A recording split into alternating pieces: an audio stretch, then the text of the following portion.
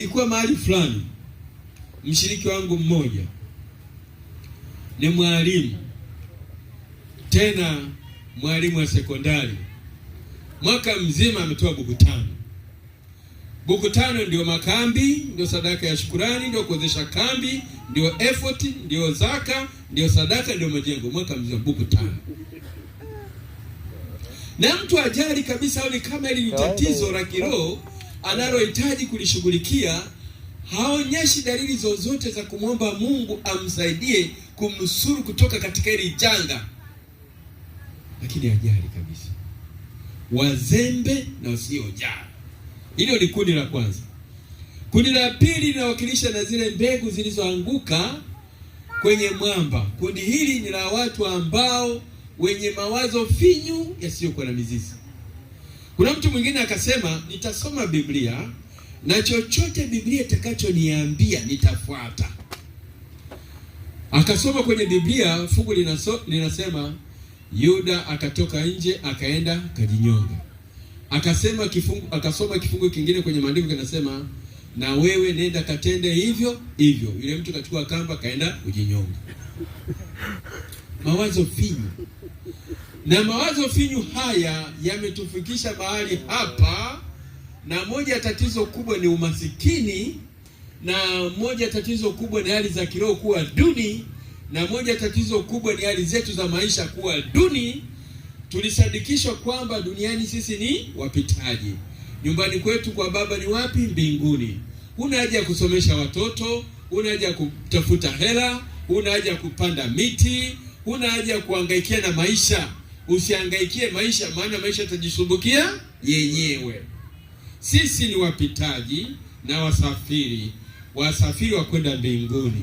Na kwa hali hiyo tukajikuta leo hali za makanisa, hali za waumini ni mbaya kuliko maelezo, na umasikini tukajikuta unatufuata kama ndege za kivita. Ila katika kambi hili tutawaombea na tutawafundisha ili baraka za Mungu zimwagike kama mvua za nini?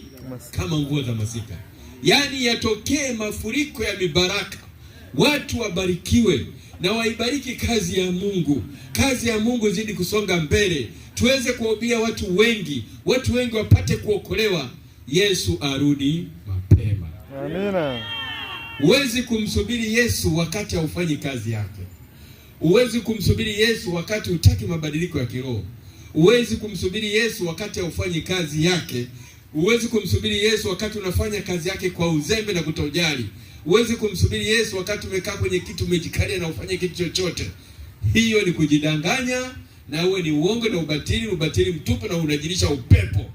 Kama unamsubiri Yesu, ni lazima uwe mtoaji, kutoa zaka na sadaka, kulihubiri neno, kuwasapoti watu wanaofanya kazi ya Injili, kugawa vitabu, kununua vitabu. Si lazima uweze kuwa mhubiri kama mimi, la. Unaweza kutoa fedha zako, unaweza kutoa mali zako, unaweza ukatoa ng'ombe, unaweza kutoa chochote kile, na ile mali yako uliyotoa na ile fedha uliyotoa ikaweza kusapoti kazi ya Mungu. Mawazo finyu yasiyokuwa na mizizi. Na sasa sijui kwamba kuna tatizo gani.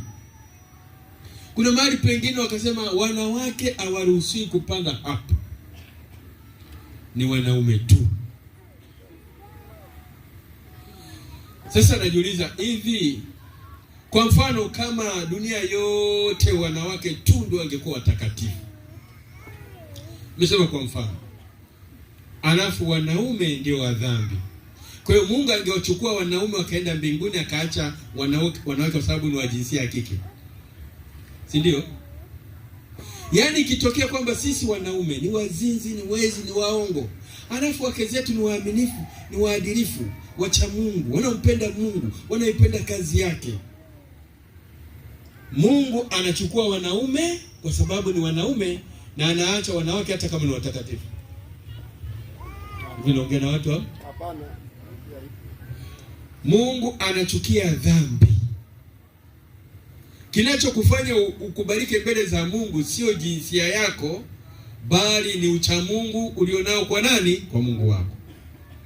Si swala la jinsia. Kwa hiyo kuna wanaume wameridhika na wanaume wao, hata kama sio wacha Mungu, hata kama ni wa dhambi. Inawezekana mwanaume jana ameenda kuchepuka na mchepuko, na anafika hapa anafanya nini? Anahubiri. Kwa hiyo yeye anaona ana haki kwa sababu yeye ni mwanaume. Jana akachepuka na mchepuko, na wao akachepuka akachupukia, na sasa amefika hapa na ubiri, anaona ni haki yake. Ila mwanamke, kwa sababu tu ni mwanamke, ni wa jinsia ya kike, hajachepuka, mama mwaminifu, mwadilifu, mkamilifu, mcha Mungu, anayempenda Yesu, anayemsubiri Yesu, hana haki ya kuhubiri hata kama ni mtakatifu. Isipokuwa sisi wanaume ndio tuna kibali. Kwa sababu sisi ni watu gani? Ni wanaume. Kwa hiyo wanaume wameendelea na uzinzi na wizi na nini, wanaona kabisa wao wana haki, wana hati miliki ya kuhubiri, wana hati miliki ya kupanda mimbarani, na lakini wanaendelea na dhambi zao kama kawaida, wanaendelea na uzinzi, wanaendelea na wizi na kuchukua wake za watu, na waoni kama hani hatia mbele za Mungu, lakini hili jambo ni hatia. Mawazo finyu. Naamini kabisa siku moja Mungu atatusaidia tuondokane na mawazo finyu yaliyotufikisha hapa. Tumefika hapa kwa sababu ya kuwa na mawazo finyu na kwa muda mrefu, na ndiyo sababu kazi ya Mungu imeshindwa kusonga mbele. Kila mtu nikimwangalia hapa naona anatia huruma tu. Kwa sababu hiyo ya hali kuwa mbaya, ndiyo sababu hata kununua vitabu tufanye promotion. Hivi tusipofanya promotion, kuna kitabu kitanunuliwa? Hamna. No. Sadaka ya makabi mpaka promotion. Mawazo finyu. Kwa hiyo ndugu zangu mliohudhuria katika kambi hili la Iputi, ninawaomba na ninawasihi kwa huruma zake Mungu, mawazo yote finyu yasiyokuwa na mizizi tuondokane nayo. Kule Marekani, Ujerumani na Urusi kuna kitu kinaitwa think tanks, matenki ya kufikiri. Watu wanaofikiri sana kwa kina wanaenda ndani, mizizi inaenda ndani. Mungu anataka watu wenye mawazo, wanaofikiri, wanaoleta majawabu kwa changamoto. Hatuna watu wanaoweza kufikiri na kuleta majawabu kwa changamoto mbalimbali zinazotokea katika jamii yetu, kwamba hili linatokea, tufanyeje, tupate solution. Hawa watu ni wachache sana wanaoweza kutafuta ufumbuzi. Tuna matatizo mengi sana katika jamii tunayoishi. Tuna matatizo mengi katika kanisa la Mungu. Una mawazo gani? Je, mawazo yako yana kina? Je, mawazo yako yana mizizi? Je, unaweza ukasimama? Je, yatakapokuja mafundisho ya uongo utaweza kusimama imara? Je, mmea wako umesimama? Kanisa ni shamba panda. Ndugu yangu mpendwa uliyoko hapa, unapanda mbegu za aina gani katika shamba la Mungu? Unapanda mbegu za aina gani? Je, unapanda mbegu za chuki, kumfitinisha mtu na nduguye? Upo kanisani hapa, wewe kama mpanzi unapanda mbegu za aina gani? Mmea huo unauona jamani? Huo mmea unafikiri pepo zikivuma ni rahisi sana kuanguka, kutikisika. Lakini mmea ambao una wiki moja, wiki mbili, ukikakanyega kamea kanafanya nini? Kanakufa. Kwa hiyo kanisa ni kama shamba panda. Usipande mbegu za chuki. Kanisa ni kama shamba panda. Usipande mbegu za fitina. Ukipanda mbegu za fitina, ukipanda mbegu za chuki, siku moja utakula matunda hayo uliyopanda, na yale matunda yatakurudia wewe. Panda mbegu zilizo bora, zinazofanya kanisa la Mungu listawi, kanisa la Mungu likue, kanisa la Mungu liende vizuri, tuwe na fedha za kutosha, watu wawe na afya njema, watu wakue kiroho, watu wawe na furaha, watu wampende Mungu, kanisa la Mungu liwe na umoja, usilete mbegu za fitina zinaweza kusambaratisha kanisa la Mungu, likakosa umoja, tukashindwa kwenda mbinguni, na hatimaye Yesu akatukataa. Mawazo finyu, watu wa Mungu, tuachane nayo. Tuwe na mawazo mapana, mawazo yenye mizizi, mawazo yaliyopevuka, hata mtu utakapokuwa uweze kuwa imara, hata pepo zikivuma, dhoruba zikija, tusije kuchukuliwa na kupeperushwa na mafundisho ya uongo. Kwa sababu watu wengi hawasomi neno la Mungu kwa kina, wanasoma neno la Mungu kwa juu juu, ile mizizi haijazama ndani. Yanapokuja mafundisho ya uongo, mafundisho yoyote yale yanamchukua na kumpeperusha kama vile upepo unavyoweza kupeperusha karatasi au chochote. Tunatakiwa kukita kwa kina katika neno la Mungu. Kundi la tatu linawakilishwa na zile mbegu zilizoanguka katika miba. Hili ni kundi la watu wanaokata tamaa haraka na kuchoka. Wanaochoka na kukata tamaa. Kuna watu wamekata tamaa, wamechoka na njia. Safari imekuwa ndefu, masumbufu ya maisha, changamoto za kila namna, kusemwa, kutetwa, kusengenywa, miba kanisani. Kuna watu kanisani kama miba. Kazi yao ni kusema watu, kazi yao kusema uongo, kazi yao ni umbea. Ila jamani, kuna wanaume wambea kweli? Mimi sijawahi kuona. Ni wanawake tu ndio wapo wanawake wambea. Labda mwaya tu jamani. Kwa hiyo umbea ni nini? Umbea ni kusema habari za mtu za kweli, lakini ukutumwa. Hiyo miba ipo kanisani. Usengenyaji ni kusema habari za mtu kwa nia mbaya, kutaka kumchafulia jina lake, kutaka kumharibia jina lake. Uongo ni kumsema mtu kwa kitu ambacho au jambo ambalo sio la nini, la kweli. Hiyo miba hiyo ipo kanisani. Kutosha. Watu wengine wamechoka, wamekata tamaa, wameshindwa kuendelea na safari kwa sababu ya miba iliyopo kanisani. Lakini wanasema nitakwenda nikimsubiri nani? Yes.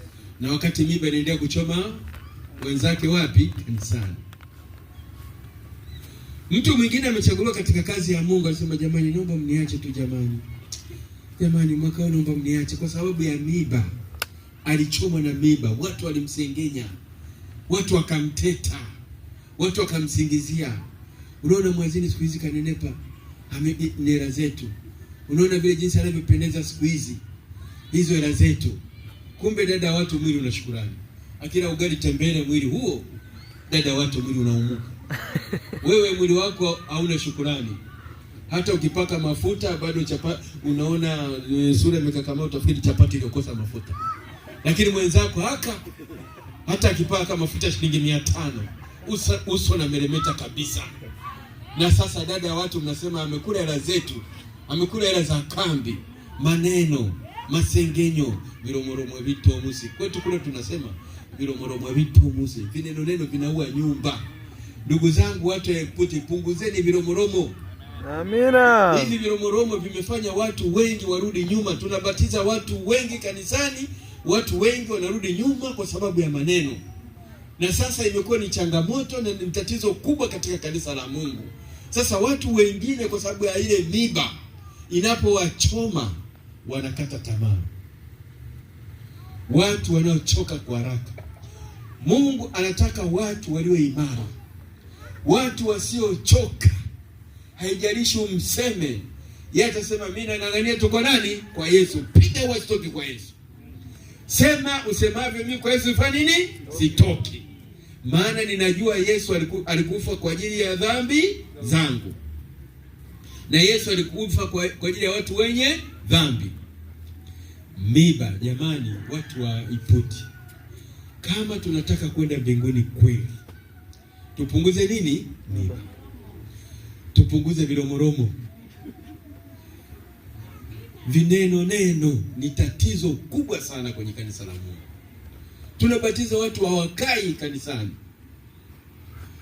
Aina nyingine ya usikilizaji wa Yesu wanawakilishwa na mbegu zilizoanguka katika udongo nzuri, zikazaa 100, 160, 130. Mwenye masikio na afanye nini? Asikie. Mwenye masikio na asikie.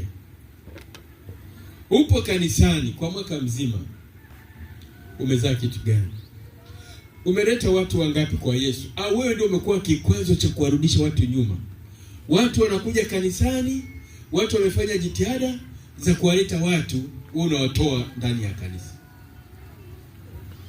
Kila mtu Mungu amempa kipaji. Kipaji ni kitu ambacho mtu anazaliwa nacho. Hakuna mtu ambaye Mungu hajampa nini? Kipaji. Kila mtu ana karama. Karama ni uwezo anaopewa mtu na Roho Mtakatifu kama apendavyo kwa ajili ya kufanya nini? Kulijenga kanisa la Mungu. Kwa tangu ulipokuwa Mkristo, ulipomkubali Yesu kama Bwana na Mwokozi wa maisha yako, Mungu kwa njia ya Roho Mtakatifu alikupa karama. Tumia karama hiyo katika kulisaidia kanisa la Mungu na kulijenga kanisa la Mungu. Usitamani karama isiyo kwako. Usitamani karama ya mwenzio. Hivi niwaulize, hivi nyani hata akipata mafunzo anaweza akaogelea ziwani na kupata semina za kutosha? Hata akijifunza miaka 100. Hivi samaki jinsi alivyo, je, anaweza akarukia miti hata akipata mafunzo ya kutosha na semina za kutosha? Hapana. Haiwezekani. Kama Mungu hajakupa karama fulani, usitamani karama ya mwenzako. Kama Mungu amekupa karama 2, tumia karama hizo 2 alizokupa kulijenga nini? Kulijenga kanisa lake. Kama Mungu ameona kwamba wewe karama 1 inakutosha, ridhika na 1 hiyo hiyo. Ulijenge kanisa la Mungu, uweze kuzaa matunda. Kupitia karama 1 Mungu aliyokupa waweza kuzaa matunda. Amina. Kupitia karama 2 alizokupa Mungu zinatosha kuzaa matunda, na Yesu anaridhika na matunda yatakayopatikana. Yawezekana una karama ya maombi, yawezekana una karama ya kufundisha, inawezekana una karama ya kuhubiri, inawezekana una karama ya hekima. Ukijaliwa kuwa na hela, si lazima kila mtu kanisani hawe na hela. Inawezekana una hela hujui kuhubiri, inawezekana una hela hujui kuimba. Ridhika na kile Mungu alichokupa. Amina. Ridhika na Mungu kile alichokupa. Tusioneane wivu. Kila mtu ana uwezo kumleta, kila mtu ana uwezo kuleta mtu kwa nani? Kwa Yesu. Kupitia karama aliyofanya nini? Aliyopewa. Mwingine tu ni kukaribisha watu. Unapokaribisha tu watu wanajisikia vizuri. Mtu alikuwa anatamani asije Sabato ijayo kwa sababu ya ule ukarimu, kwa sababu ya jinsi alivyokaribishwa vizuri, anatamani kurudi kesho au Sabato ijayo. Lakini kuna mwingine akikaa hapo wale mlangoni kama askari polisi. Wewe dada, mbona umevaa nguo fupi? Mbona kuja kanisa na nguo fupi? Kwani nguo ndefu hauna? Mbona hujafunga kilemba? Unajua ni wewe kusimuliwa kisa na pastor mmoja anaitwa Pastor Martin. Akasema siku moja Mama Maria alikwenda kusali kanisa la Msoma pale Kamnyo. Akakutana na shemasi mmoja wangu anajua kazi ya ushemasi. Mama akurudi mpaka kesho. Huenda yule mama angekuwa mwadventista wa Sabato, lakini kwa sababu tulimweka mtu ambaye hana karama ya ukaribishaji, huenda alitamani kuwa mkaribishaji na karama hana. Mwisho wa siku mama alipotea. Kwa hiyo inawezekana kuna watu wamepotea kwa sababu kulazimisha kutaka kufanya kazi ambazo hawakupewa hizo karama na Mwenyezi Mungu.